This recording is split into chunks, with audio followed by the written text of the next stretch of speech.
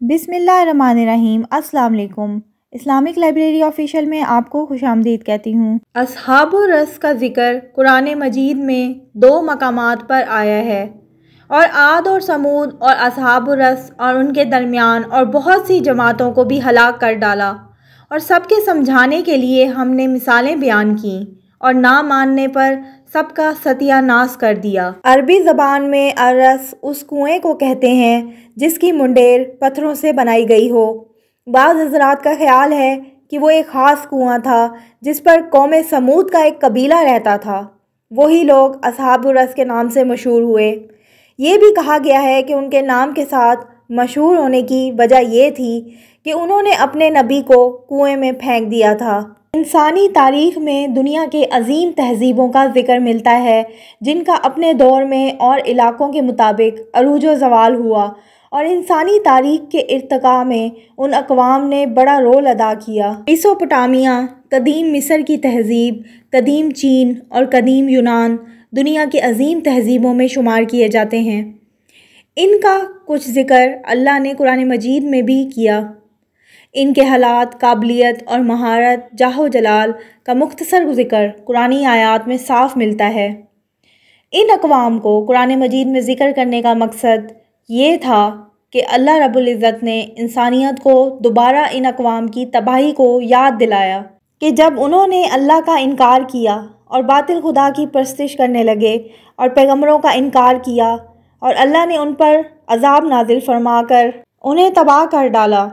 ان کی عظیم شان و شوکت اللہ کے جلال کے آگے پارا پارا ہو کر رہ گئی، اور وہ صفحہ ہستی سے ہی مٹ کر رہ گئے۔ ان کے بڑے بڑے محلات کھنڈرات میں تبدیل ہو گئے۔ اللہ نے سورہ انعام میں فرمایا، زمین میں چل پھر کر دیکھ لو کہ جھٹلانے والوں کا کیا انجام ہوا۔ ان تباہ شدہ اقوام میں سے ایک نام موہنجو ڈارو کا ہے، جو وادی سندھ کی قدیم تہذیب کا مرکز اور ترقی یافتہ مقام تھا، جو 5000 قبل مسیح سے 2600 قبل مسیح تک آباد تھی۔ اس علاقے کی دریافت سن 1921 ہجری میں کی گئی تھی۔ موہنجو ڈارو کا قدیم شہر دریائے سندھ کے کنارے آباد تھا۔ یہ ایک عظیم الشان علاقہ تھا جو اونچی اونچی مضبوط دیواروں سے گھرا ہوا تھا۔ تقریباً 2500 قبل مسیح میں وجود رکھنے والی اقوام اپنے زمانے کے اعتبار سے نہایت ہی ترقی یافتہ تھی۔ اس شہر میں پکی اور چوڑی سڑکیں، پکے مکانات، 3 منزلہ عمارتیں اور بڑے بڑے حمام، بازار اور قلعے موجود تھے۔ شہر کے درمیان ایک بلند مقام پر قلعہ تھا جو شہر کا مرکز مانا جاتا تھا۔ شہر کی منصوبہ بندی اور انتظامات بے مثال تھے۔ مورخین کے مطابق سیلاب اور دشمنوں کے حملوں سے بچنے کے لیے اس قوم نے جو تدابیر اور منصوبوں کا استعمال کیا تھا وہ بہت ہی حیران کن ہے۔ اس وقت دنیا میں موجود کوئی بھی تہذیب موہنجو ڈارو کے نظام اور انتظامات کی برابری نہیں کر سکتی تھی۔ اب سوال یہ پیدا ہوتا ہے کہ اتنی عظیم قوم زوال کا شکار کیسے ہوئی؟ کچھ مورخین کے مطابق دریائے سندھ کے قریب بسے ہونے کی وجہ سے اس شہر میں کئی بار سیلاب آیا، جس وجہ سے یہ شہر تباہ ہو گیا۔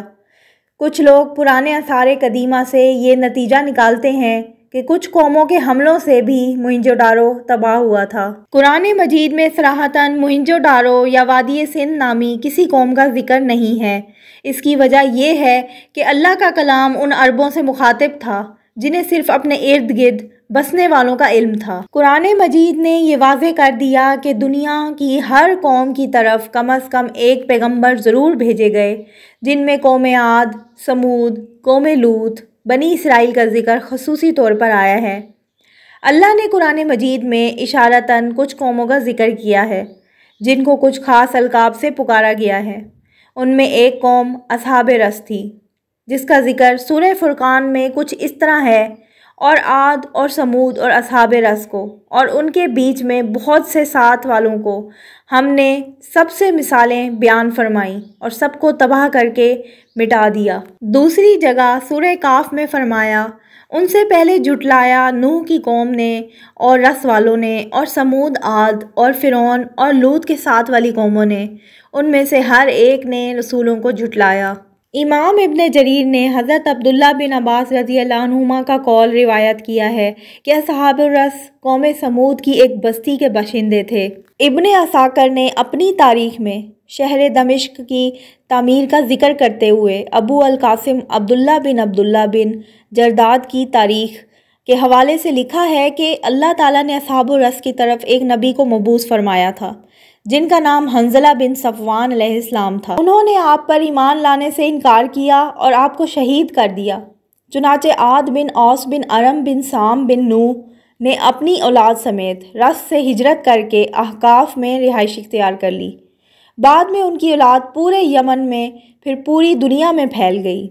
پیچھے رس والوں کو اللہ تعالیٰ نے تباہ کر دیا۔ عاد بن اوس کی اولاد میں سے جبرون بن سعد بن عاد اس جگہ آ بسا جہاں دمشق آباد ہے۔ اس نے شہر بسایا اور اس کا نام جبرون رکھا۔ اسی کو قرآن مجید میں ستونوں والا رم کہا گیا ہے۔ پتھر کے ستون دمشق سے زیادہ کسی شہر میں نہیں پائے جاتے۔ اللہ تعالیٰ نے اس قوم عاد کی طرف حضرت ہود بن عبداللہ بن رواح بن خالد بن حلود بن عاد کو نبوت دے کر مبعوث فرمایا۔ وہ لوگ ایمان نہ لائے تو اللہ تعالیٰ نے انہیں تباہ کر دیا۔